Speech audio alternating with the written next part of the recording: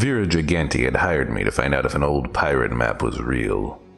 It was real, all right, and the slime bag named Scapelli had already found it.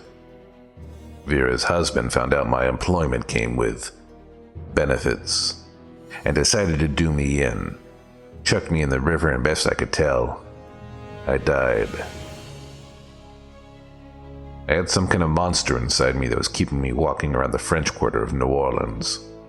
I don't know how, but I do know it would be taking over if I didn't have something my grandfather had given me. An old marshal's badge with a bullet hole in it. Somehow that old thing managed to keep the spirit down. And Harvey Jenkins was firmly in charge of the show. Hopefully I could keep it together long enough to protect Vera. That poor kid was trying to escape this whole mess. She was boarding a riverboat called the Madame Rouge, and one of her husband's goons was helping her load her steamer trunks. But she didn't know a black magic murderer named Mortis was firmly on her trail and would be here any minute. Vera! Harvey? Harvey, what are you doing here? Someone burned down Leo Scapelli's place, and his crew thinks it was Vince. Mortis will be coming for you. Well. Seems the shoe's on the other foot now, isn't it, Jenkins?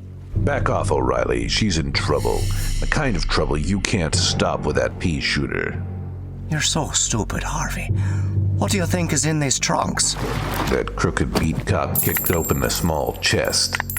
Inside it were hundreds of gold coins, doubloons, jewelry, gems. The stuff dreams are made of and murdered over. I suppose you expect me to explain something, but I'm just going to kill you. Harvey! I felt O'Reilly's bullet slam into my heart. It heard like a bad song on a squeaky violin, but I was still standing. You're a hard son of a bitch. I'll give you that, Jenkins. 5 shots all told. Dead center of mass. I felt my insides shred like cheese. It hurt, but I didn't go down. In fact, I felt something rise. That hurt, Mick. Hurt like hell. I grabbed the crooked cop by the throat and began to squeeze. I felt hate rise up inside me. I lifted him off the ground with one hand.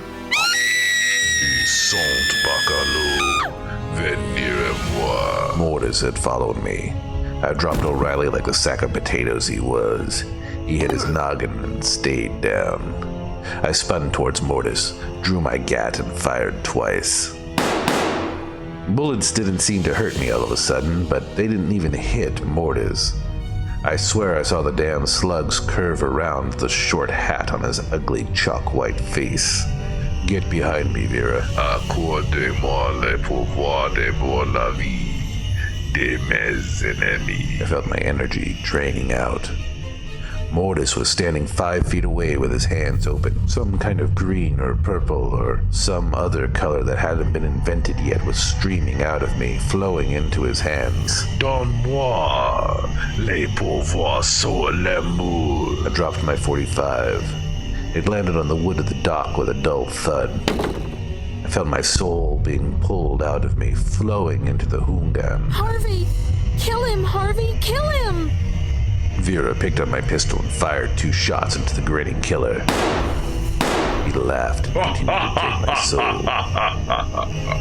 Mon attente appessante dans vos mains. My soul. He was taking my soul. I reached into my pocket and found the badge. It felt cold in my hands. The last bit of strength I had left, I pulled it out of my pocket and dropped it.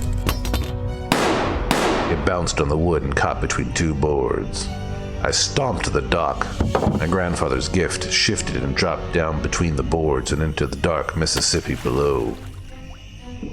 I felt the old badge going farther and farther away, down deep into the river, towards the sea, caught on some random current. And then I felt the other rise. Je suis ton serviteur, Don Simon. Mortis was still sucking soul, but it wasn't mine. It was whatever creature from hell had taken up inside me. It didn't stream slow and pure like my essence had. It leapt out of me like a voracious beast, tearing through the night air to get into Mortis. Have some of that, you bastard. I rose and summoned enough energy to throw a shoulder into Mortis. He stumbled backwards and staggered towards the edge of the pier. For a moment I thought he might catch himself, and I didn't have enough left in me to fight him again. Then he dropped like a stone over the edge, screaming all the way.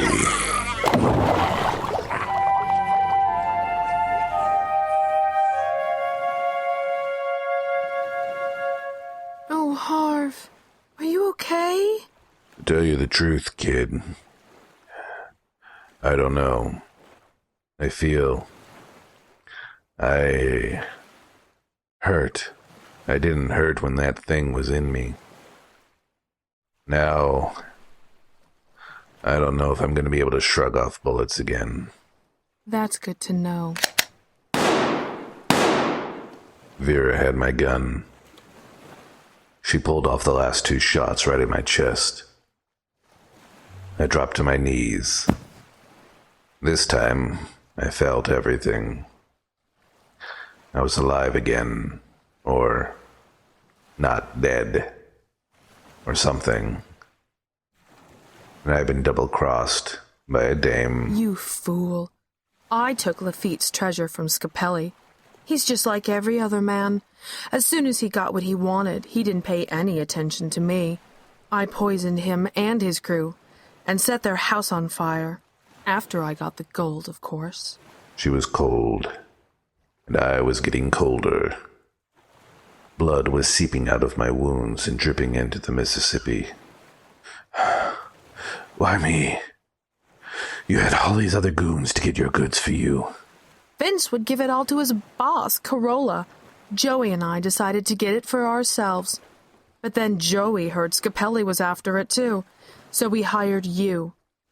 Joey was supposed to follow you and wipe out whatever was left of the Scapellis after they'd plugged you. But he got lost. Ran into Scapelli first. And Leo had Mortis on his side. So Joey took a dirty nap. Scapelli got the gold.